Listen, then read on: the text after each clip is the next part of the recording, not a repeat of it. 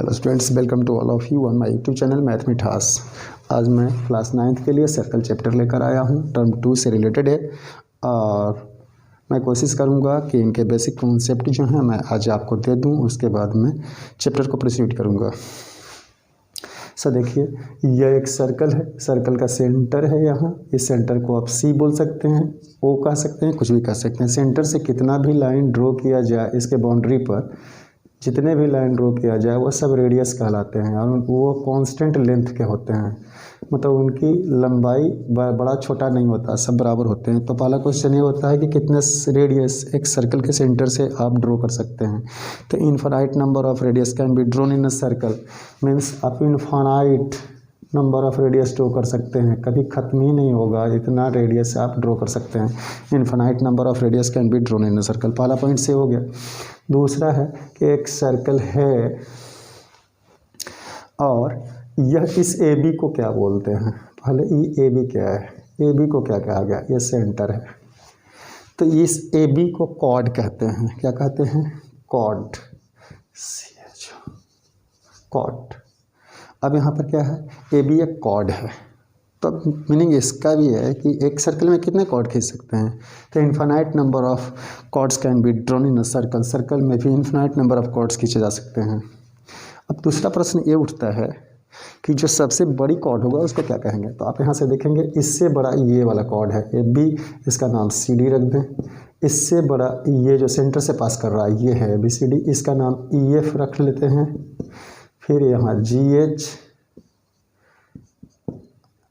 आई जे, अब ऐसे करके बहुत सारा ड्रॉ कर सकते हैं। तो अब थोड़ा सा देखें, इन पर गौर करें तो दिखेगा कि सबसे छोटा ये है, इससे ये बड़ा है। जैसे जैसे हम सेंटर की ओर जा रहे हैं हमारा कॉर्ड बड़ा होता जा रहा है, लेकिन सेंटर से जैसे हम ऊपर जा रहे हैं हमारा कॉर्ड की लेंथ छोटा होता जा रहा है। तो आप कह सकते हैं कि longest chord is also known as diameter of circle. Diameter, longest chord को हम डायमीटर कहते हैं। जो सबसे बड़ी कॉर्ड है उसको डायमीटर कहा जाता है। ये सबसे जो सेंटर से पास कर रहा है सबसे बड़ी कॉर्ड है, तो उसको डायमीटर कहते हैं। अब एक्चुअली यहाँ से देखें कि इस सेंटर से यहाँ तक की जो लेंथ है ये तो रेडियस होगा, और इस सेंटर से इस ई तक की जो लेंथ है ये भी रेडियस होगा। इसका मतलब क्या हुआ कि दो रेडियस मिल करके एक डायमीटर को बना रहा है, यानी diameter equal to twice of radius, twice of radius. Diameter is equal to twice of radius. इसका मतलब एक फार्मूला बन गया, D equal to 2 multiply R, एक फार्मूला हो गया। एक फार्मूले भी समझ सकते हैं। इस 2 को अगर अदर साइड ले जाएं आप तो आपके पास क्या बनेगा, d by two half of diameter is equal to radius. 2 multiply में अदर साइड जाकर डिवाइड हो गया, यानी diameter by 2 is equal to radius, यानी half of diameter is also known as radius of circle. Okay, अब question next ये उठता है, प्रश्न ये आता है कि एक सर्कल से कितने डायमीटर आप ड्रॉ कर सकते हैं। तो आप क्या बताएंगे, infinite number of diameter can be drawn in a circle. Answer आ जाएगा infinite, infinite number of diameter can be drawn in a circle, in a circle. Circle में infinite number of diameter can be drawn in circle. Okay, मतलब एक circle में infinite number of diameter draw कर सकते हैं। Very good, चलिए बहुत अच्छी बात है।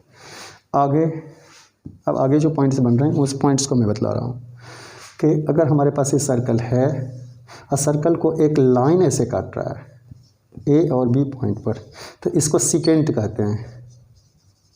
सेकेंड याद रखेंगे कि अगर किसी सर्कल को एक लाइन 2 पॉइंट्स पर कट कर रहा हो, एक पॉइंट ए और एक पॉइंट बी, तो इसको हम सेकेंड कहते हैं। क्लियर। और जब कोई लाइन एक सर्कल को कट ना करे बल्कि टच करके निकल जा रहा हो, देखिए ये सर्कल है, सर्कल को ये लाइन क्या किया है, कट नहीं किया बल्कि टच किया है। यहाँ क्या है, टच, टच किया है इस पॉइंट पर, तो टच करके जो निकलता है तो इस लाइन को टेंजेंट कहते हैं।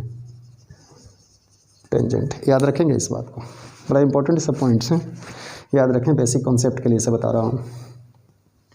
एक सर्कल है और मान लीजिए सर्कल के इस पार्ट की बात कर रहे हैं यहाँ कि ये कॉर्ड है, ये भी एक कॉर्ड है, और इसको अगर मैं इसमें से हटा करके ऐसे शेप दिखा दूँ कि ये वाली शेप यहाँ से हटा लिया मैंने, यहाँ से हटा लिया, तो आप कह सकते हैं इसको कि यह क्या है, यह इस सर्कल का एक पार्ट है, मतलब यह एक सेगमेंट है, सेगमेंट सर्कल का एक सेगमेंट है, सेगमेंट ऑफ सर्कल मतलब वृत्त का एक पार्ट है, सर्कल को वृत्त बोलते हैं हिंदी में। तो ये क्या है, सेगमेंट ऑफ सर्कल, मतलब इस सर्कल का एक सेगमेंट है, यार ये छोटा है इसलिए इसको माइनर सेगमेंट, और ये बड़ा है तो ये मेजर सेगमेंट। ये क्या है, मेजर सेगमेंट, और यह है minor segment, minor segment, minor segment. ये बातें आप समझ गए होंगे। सो स्टूडेंट्स, मेरा ये कहना है कि आप लोग इन चीज़ों को देखकर, छोटी छोटी बातें हैं लेकिन ये बहुत ही काम का है, याद रखेंगे, और मैं आशा करता हूँ कि आप लोग इसे याद करने में याद करने की ज़रूर कोशिश करेंगे। और अगर आप इसे याद कर लिए तो छोटी बात थी, लेकिन ये बहुत आपको फ़ायदा करेगा। थोड़ा बहुत फ़ायदा इसका नहीं है, इसके बहुत ज़्यादा फ़ायदे हैं, और इन फ़ायदे को उठाने के लिए छोटी चीज़ को छोड़ना नहीं है। छोटी छोटी चीज़ों को अगर छोड़ते जाएंगे तो ये है कि बाद में प्रॉब्लम देते जाता है, तो हम छोटी चीज़ को ना छोड़ें। अब हम क्लास 9th के लिए जो चैप्टर में आ रहे हैं बातें, उन चीज़ों को मैं बतलाने जा रहा हूँ। तो जो जो पॉइंट्स मैं बताऊँगा वो पॉइंट्स आपको पास क्लियर लर्न हो जानी चाहिए, और अगर वो लर्न हो गया तो 100% समझिए कि आप क्वेश्चन बनाने के लायक हो जाएंगे। तो सबसे पहली पॉइंट्स हमारे पास आता है कि अगर कोई सर्कल है, कोई सर्कल है, इस सर्कल का यह सेंटर है, क्लियर दिख रहा होगा आपको, और मान लीजिए कि यहाँ एक कॉर्ड है ए बी एक कॉर्ड है, क्लियर। सर्कल का सेंटर ओ है और ए बी क्या है, कॉर्ड है। तो सर्कल के सेंटर से अगर आप परपेंडिकुलर ड्रॉ करेंगे, इस पर सर्कल के सेंटर से कॉर्ड पर परपेंडिकुलर ड्रॉ करेंगे, मान लीजिए ओ एन एक परपेंडिकुलर आपने ड्रॉ किया, तो एक्चुअली होगा क्या, ये बात को याद रखें कि कोई कॉर्ड ए बी है, सर्कल के सेंटर से आपने परपेंडिकुलर ड्रॉ कर दिया, तो ये कॉर्ड बाइसेक्ट हो जाएंगे, मतलब यहाँ से ये वाली part A N B N के बराबर हो जाएगा, इक्वल पार्ट्स में ये डिवाइड हो जाएंगे, this is equal to this. ये पहली पॉइंट याद होनी चाहिए, थ्योरम भी है। तो पहले मैं कोशिश कर रहा हूँ कि आप इसे याद कर लें। पहली पॉइंट्स, फर्स्ट पॉइंट्स याद होनी चाहिए कि सर्कल के सेंटर से अगर कॉर्ड पे परपेंडिकुलर डालेंगे तो कॉर्ड बाइसेक्ट हो जाएगा, डन, ये याद होनी चाहिए। दूसरी पॉइंट्स क्या है कि अगर सर्कल है, कोई सर्कल है, और इस सर्कल में अगर 2 कॉर्ड्स इक्वल हैं, एक कॉर्ड ए बी है और एक कॉर्ड बी सी है, मान लीजिए एक कॉर्ड ए बी है और दूसरी कॉर्ड बी सी है, दोनों इक्वल कॉर्ड्स हैं। If 2 chords are equal then it is also make If 2 chords are equal then it is also make equal angle at the center। याद रखेंगे कि अगर 2 कॉर्ड बराबर है, मान लीजिए ये 5 मीटर का है, 5, और ये भी 5 मीटर का है, मीटर लगा लीजिए लेंथ, और सेंटर यहाँ है, तो सेंटर से एक कॉर्ड के एंड पॉइंट को ऐसे मिला लीजिए, मान लीजिए सेंटर पर ये 40 डिग्री का एंगल बनाया, मान लेते हैं, तो यहाँ से इसे भी मिला लीजिए ऐसे, तो ये एंगल भी 40 डिग्री ही होगा। If 2 chords are equal, chords क्या है, ए बी इक्वल टू, यहाँ आप ऐसे लिख लें कि ए बी इक्वल टू क्या है, बी सी, ये ऐसा है, तो ये सेंटर पर एंगल जो बनाएगा ए ओ बी, ए बी कहाँ बना रहा है, ए ओ बी एंगल बना रहा है, angle A O B equal to ये B C, angle B O C के बराबर बनाएगा, इक्वल टू 40 डिग्री, दोनों एंगल बराबर होंगे, बिल्कुल याद रखें इसको, बहुत काम का, ये दोनों बहुत काम का है कि 2 कॉर्ड्स इक्वल हैं तो सेंटर पर इक्वल एंगल बनाएंगे। तीसरी पॉइंट से, पॉइंट नंबर 3 कि एक सर्कल है जिनमें 2 कॉर्ड्स इक्वल हैं, मान लीजिए एक कॉर्ड्स ये है ए बी और दूसरा है ए सी, एक ए बी कॉर्ड है और दूसरा कॉर्ड है ए सी, ये दोनों कॉर्ड्स इक्वल हैं, ये 5 मीटर का और ये भी 5 मीटर का, ऐसे।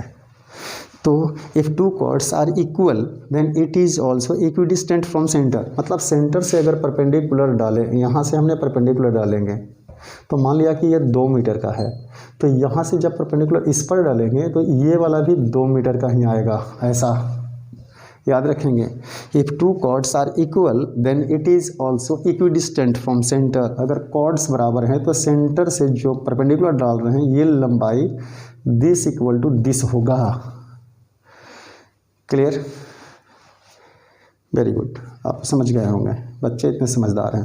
Next question. नेक्स्ट, ये एक कोई सर्कल है और क्वेश्चन में लिखा है कि if two chords are equal and intersect within a circle.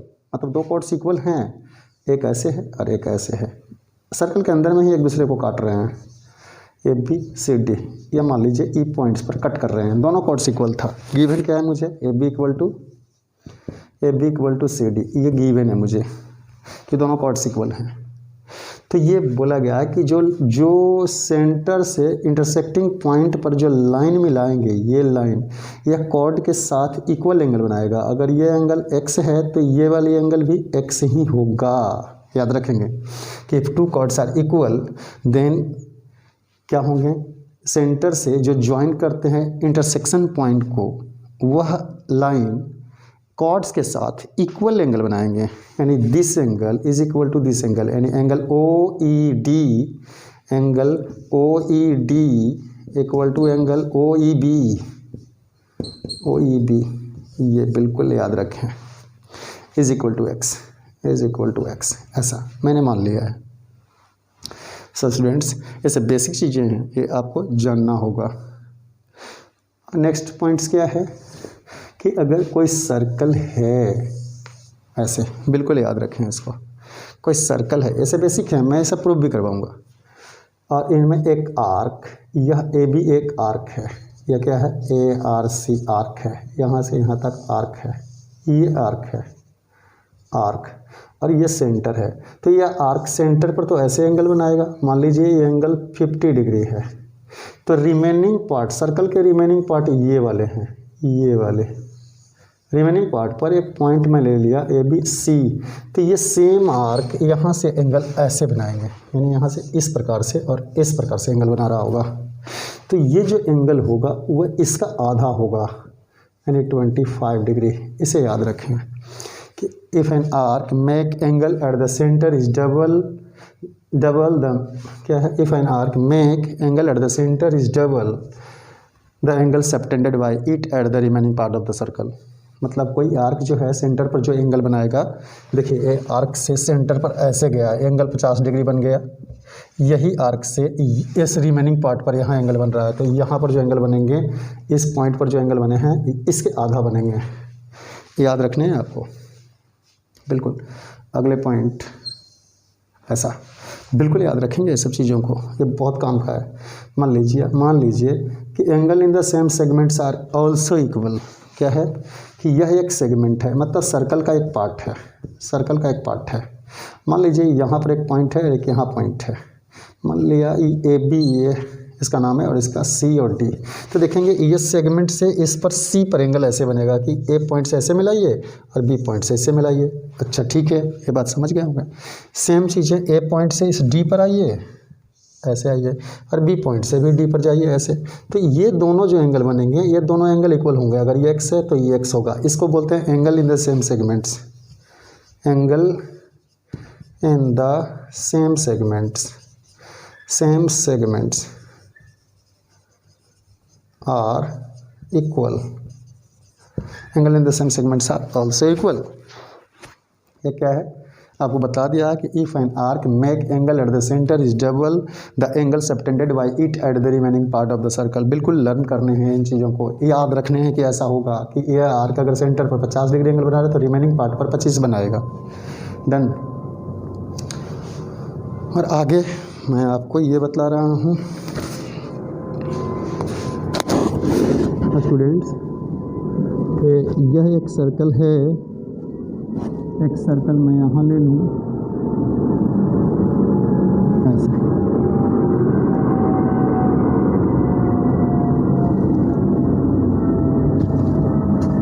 इस सर्कल को ऐसे, हेलो, ये सर्कल ऐसा मैं लिया हूँ जो आप लोगों को दिख रहा है, इसकी सेंटर यहाँ है और इसे अगर मिला लूँ तो ये सेमी सर्कल है, ये सेमी सर्कल है। हेलो स्टूडेंट्स, पहले यहाँ देखें कि यह एक सर्कल है, सर्कल का ये सेंटर है और सेंटर से लाइन जाएगा वो डायमीटर, और नीचे वाले पार्ट को हम सेमी सर्कल बोलेंगे। तो ये क्या है, सेमी सर्कल कहते हैं, सेमी सर्कल।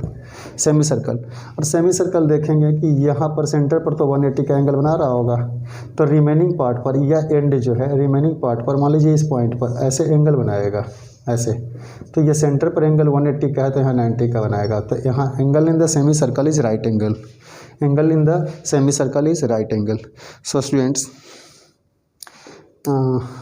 एक और भी है इसमें सिंपल छोटी सी बातें कि एक सर्कल है, सर्कल पर अगर 4 पॉइंट्स हम ले लें ऐसे, और इन चारों पॉइंट्स ABCD नाम दे दें, ABCD ऐसे नाम दे दें, इन चारों पॉइंट्स को अगर हम मिलाएं तो इनसे जो क्वाड्रेटल फॉर्म होगा उनको हम साइक्लिक क्वाड्रेटल बोलते हैं।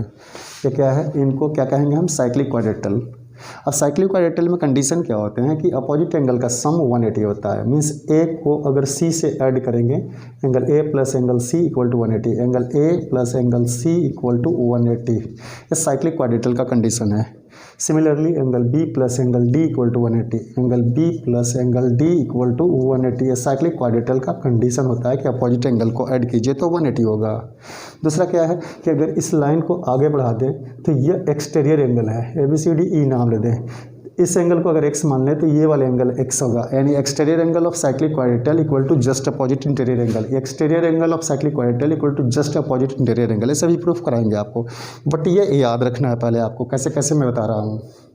सो स्टूडेंट्स, अगर हमारा ये वीडियो अच्छा लगा आपको तो आप इसे लाइक करें, शेयर भी करें और सब्सक्राइब भी करें। So thank you students.